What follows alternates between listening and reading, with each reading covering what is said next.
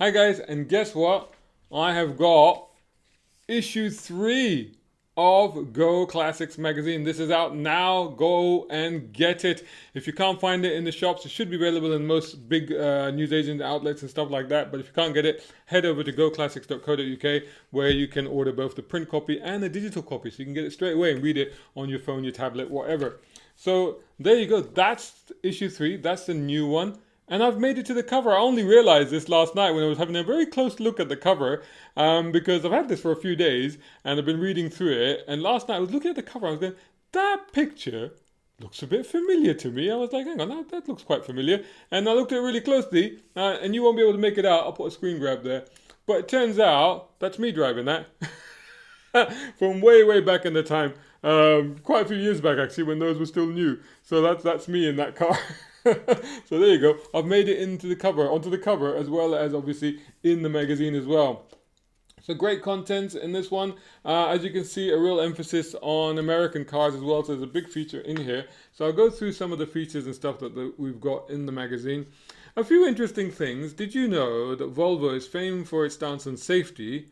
But when its first car was actually driven off the production line in 1927, it crashed. And why did it crash? Well, you'll have to read that to find out. That's in the first part of the magazine. And here there's loads of interesting stuff, including, how to take apart ownership of a classic car, stuff about the MOT certificate, also the fueling confusion about the E10 fuel. This is incredible. Check this out. A Triumph TRA with delivery miles.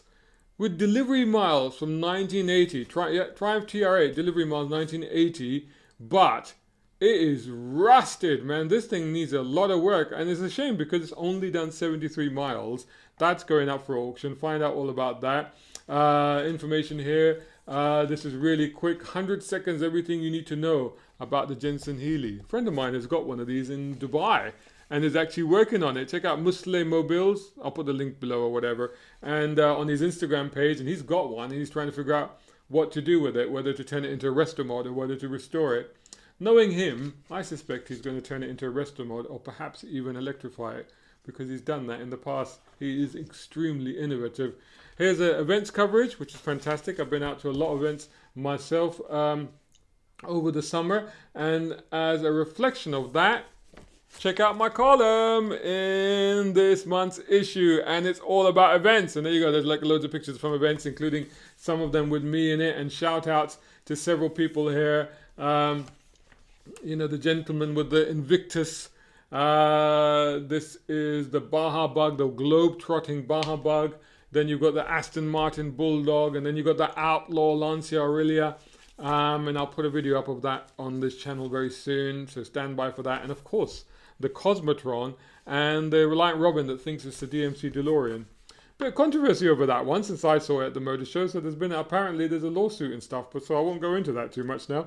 Then there's a buying guide on the MG FMGTF. A friend of mine would have wished that he had seen that a few weeks ago. Oh, nothing wrong with the car that he's bought, but I mean he's just bought one, so that would have been handy. But there you go, loads and loads of information there on MG F, what to look out for, what to do. There's a column here by Angie Velluti, and on the basis of reading this column, you don't want to be lending her your car. Let's just say that. And leave it at that. But lots of great stories about Alfa Romeos, and because she used to be PR for Alfa Romeo and stuff like that, and how she's eyeing up something as her next car, which is not Italian at all. There you go. Check it out.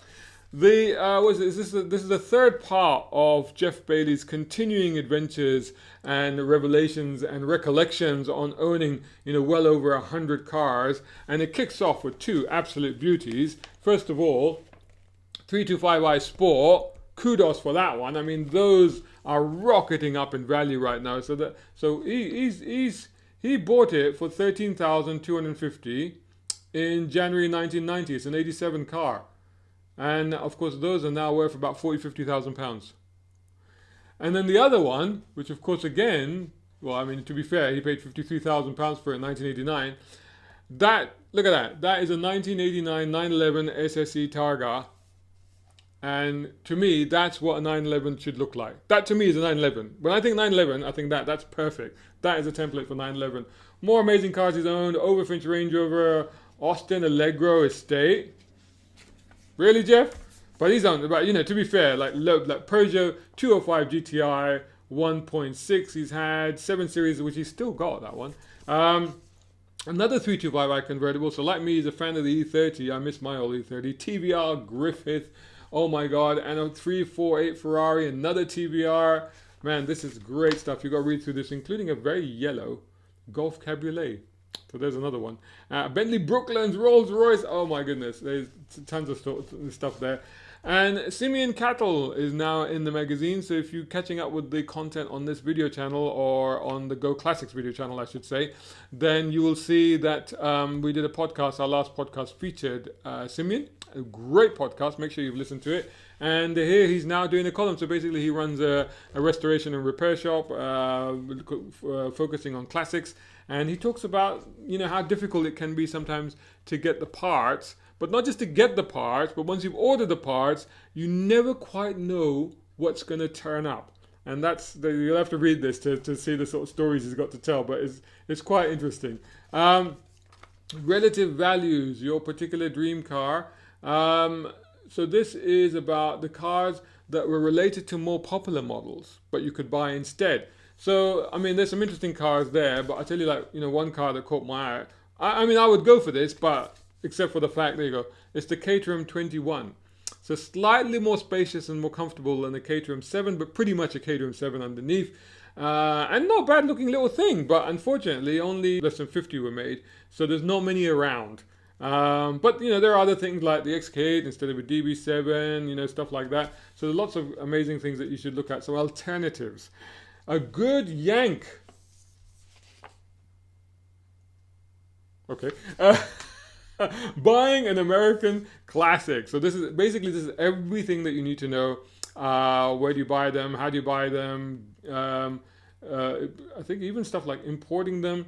There's experiences dealing with the natives, shipping it, type approval, where you can get spares and specialist servicing and stuff like that, how to register it. All of that is covered in this feature, which is well worth doing, well worth looking at if you're thinking of getting an American car, which honestly I would consider it. And their top choices here, they've got for cars that you should think about getting: Chevrolet Corvette, the Ford Mustang, particularly classic ones, Chevrolet pickups, Cadillac Escalade, Lincoln Continental.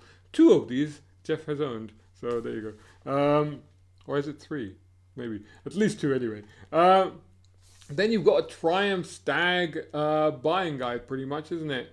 So this is basically all the information that you need to get yourself a Triumph Stag, including the GoClassics view. But there's also setting right the myths about Triumph Stag. So these are all the sort of things that people have said about them. So this is actually Peter Robinson, who's the registrar and honorary vice president of the Stag Owners Club. And he says that after 50 years of pub talk, it's time to put the record straight. So there you go. So if you're into Triumph Stags, if you're thinking of getting one, if you've got one, you definitely need to pick up this issue of GoClassics Magazine. Then you got Coupe Court, and these are classic coupes. And there's lots of great coupes. I was never a fan of the Vauxhall Calibra or Opel Calibra dynamically, but what a pretty car that was. That, I think of its time, that, and then the one featured at the end of this, which is here, the Peugeot 406 Coupe. That was like a mini Ferrari. It's so beautiful. It was just such beautiful cars. And then you've got things like Preludes. You think of Rover 200. Might still be a few of those around, and that wasn't bad. Audi Tt, definitely worth looking at, as Simeon mentioned in the podcast. It's his pick for a future classic, and they are quite cheap now. And we're talking about the first generation cars. The first generation ones are the ones to get. And other ones you may have forgotten, things like the Volkswagen Scirocco, the Ford Probe or Ford Cougar, Mazda RX-8. So there's loads of stuff here that you want to think about. That's a great feature if you're interested in coupes. We need to bring back coupes. Manufacturers need to bring back coupes. I know that for them financially, in terms of sales and marketing, they often don't think those cars to be viable. But I think it's time to bring them back, because I think as more and more people are getting into cars and they want to express their identity and who they are through their cars, and coupes do that. Coupes do that a lot. Then you've got the Morris Minor, and this is actually a feature that goes back and looks at the original press. This is a regular feature in the mag, original press around a certain car. So this time the Morris Minor, initially apparently really well received, and later on there were a few criticisms. So if you want to find out what people thought of the Morris Minor at the time, check it out, and you will read that there, and what the reviews said and what the journalists said at the time. Then you got, if you want a car that is linked to Grand Prix racing and Formula One racing, what cars could you get, or indeed any kind of racing? And then so there are obvious choices like the Mini, Brabham, Viva. That's an unusual one, isn't it? You got the Rover 200 BRM. You got Jordan Civic. Do you remember that one? I remember that one. So quite a few choices in there. That's worth checking out. Clear Williams, of course. There you go. So it's by inference. One of my favorite cars of all time, definitely Honda S2000. Honda's 50th birthday present to themselves, and what a present! I mean, and the thing is, like, if you don't get this car, even if you've driven it and you don't get this car, it just means you haven't driven it properly, because it's just like all VTEC engines. If you haven't revved it all the way around, you're never going to get this car. You're never going to understand it. But once you do that and you get it, you're hooked. And I've driven loads of these over the years, and every time I drive one, I'm like, damn, I should get one. And if you want to get one, this is what you need. You need this month's issue of the magazine, because it has got a guide in it.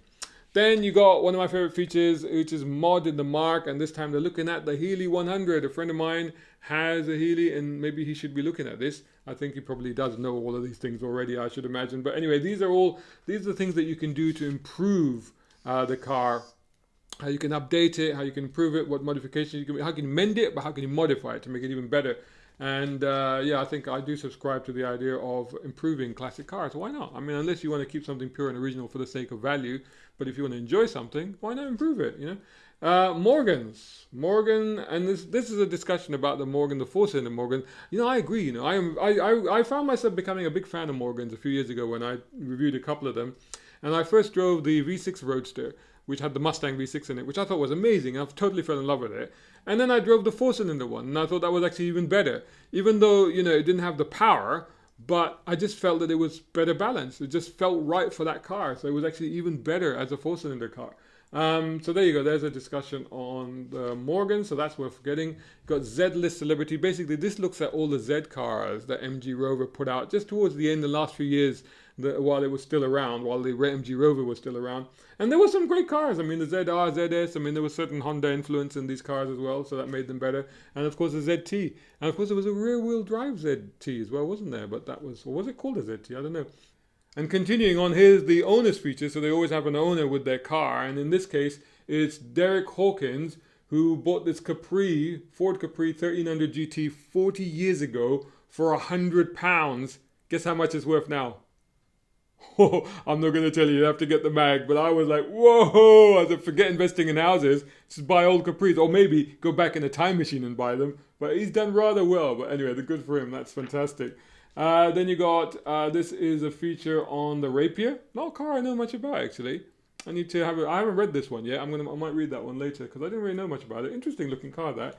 Then you got the Weakest Links. Nothing to do with Anne Robinson. This is basically about how timing belts you should look after. And I tell you what, I've had 2 experiences in my car ownership where I should have didn't get around to changing the timing belt soon enough. Anyway, so yeah, you want to read that. Then you've got Jeff's column on insurance and the sort of crazy modification. We were just talking about modification, but the crazy modifications that people make to resto mod their cars and how they plan to get away with them, insurance companies. So don't try and pull the wool over their eyes. There's a feature on Simeon Cattle's garage, which is Project Classics Project Shop, the Classic Project Shop. So check that. I need to go up there, actually. It looks fantastic. I need to go and pay him a visit. That looks amazing. New columnist, Get Carter. And this is classic car specialist Barry. He became the oldest boy racer in Yuppie when he recently bought a Rover BRM. Oh, okay. There's Barry Carter. So, so he is going to be writing about I haven't read this one yet, but I think it's going to be more motorsports related, it seems like.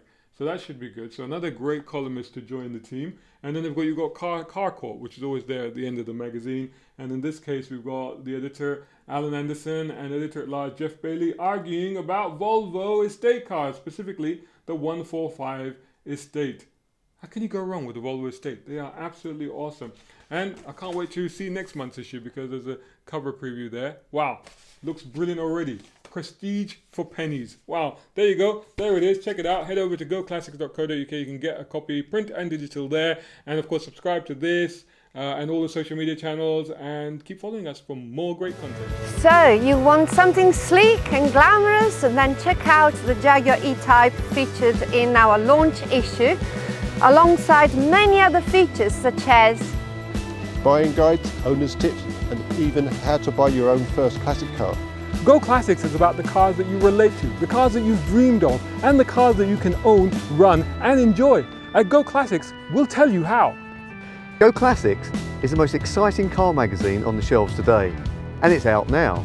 And you can get one by heading over to goclassics.co.uk, where you can find some of our fantastic limited time subscription offers. forget about the boring, the pompous, the self-important. If you want something new, Go Classics!